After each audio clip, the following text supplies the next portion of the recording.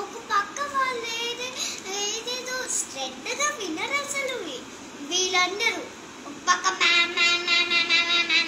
అని అరుస్తూ ఉంటారు, చికాగా ఉండరు, విసుగు తెప్పిస్తారు ఆ మ్యామ్కి. నేనేం చేయలేను, నేనెందుకు పిచ్చిదాలాగా ప్రెజెంట్ మ్యామ్ అని అంటాను? నాకేమైనా పిచ్చా అలా ప్రెజెంట్ మ్యామ్ అనడానికి? నేను అన్నాను, ఎందుకంటే నువ్వు ఆ గ్రూప్లో నోట్ చేసి పెట్టావు నంబరు కదా, నోట్ చేసి పెట్టావు. కానీ ఎందుకంటాను నేను ప్రెజెంట్ మ్యామ్ అంటే? నువ్వు నోట్ చేస్తే ఎందుకంటాను? పైగా పక్కన యశస్విని అని సి సెక్షన్లో ఉంది. సి సెక్షన్లో అది నాకంటే పెద్ద పిల్ల, హైట్ కొంచెం పెద్దది, కానీ కెన్ ఐ డ్రింక్ వాటర్ అండి. సరే, ఆవిడ అది వేదసుధా మేడం ఓకే అన్నారు. ఓకే అంటే మళ్ళీ అడిగింది నాకు అర్థం కాదు. వాళ్ళందరూ ఏదేదో అలా అరుచుకుంటూ ఉన్నారు. గౌరవు ఎవరెవరు, పరువు గౌరవు ఎవరెవరో అరుచుకున్నారు కదా. మరి మళ్ళీ అడిగితే మ్యామ్కి విసుగు రాదు. అసలు వాళ్ళ వల్లే దీనికి మ్యామ్కి వినిపించలేదు. ఎస్ మ్యామ్ అని అనండి కదా. మళ్ళీ అడుగుతుంది. ఇవాళకి మీరు పిచ్చా నాకు అర్థం కాదు. గౌరవ్ వాళ్ళ అమ్మ ఓన్ యాక్షన్ క్యారెక్టర్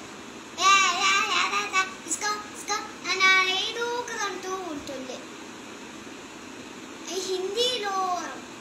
హిందీ వాళ్ళంటే ఆ తనీష్ గారిది మ్యూట్ చేసి పారేయాలి. ఇంత విసుగొస్తుండో. I finished ma'am. I got it ma'am. Page number ఎంత విసుగ్గా ఉంటుందంటే, హిందీ క్లాస్లో టెక్స్ట్ బుక్ ఉంటుంది. కదా, పేజ్ నెంబర్ ఒక్కటే అడుగుతారు. ఆవిడ పేజ్ నెంబర్ చెప్పేటప్పుడు వినరు.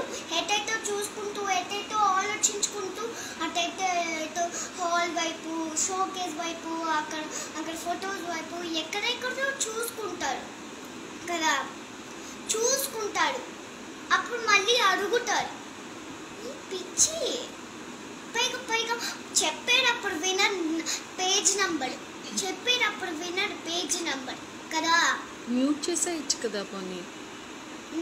నేననే మ్యూట్ చేద్దాం అనుకుంటుంది. ఆవిడే మ్యూట్ చేయాలి కదా, అందరినీ ఆవిడే మ్యూట్ చేయాలి కదా.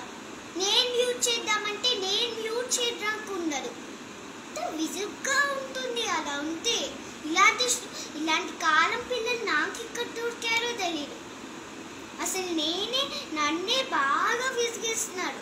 నా ఇద్దరిని ఇంగ్లీష్ క్లాస్లో కూడా అంతే. English class, Tamil class, Hindi class, maths class, అన్ని క్లాసుల్లో ఇలానే చేస్తారు. ఆ తనీష్ గారి మ్యూట్ పారేయాలి. ఎంత విసుగ్గా ఉంటుంది, చాలా విసుగ్గా ఉంటుంది. ఇప్పుడు ఈ వీడియో తీసి వాళ్ళ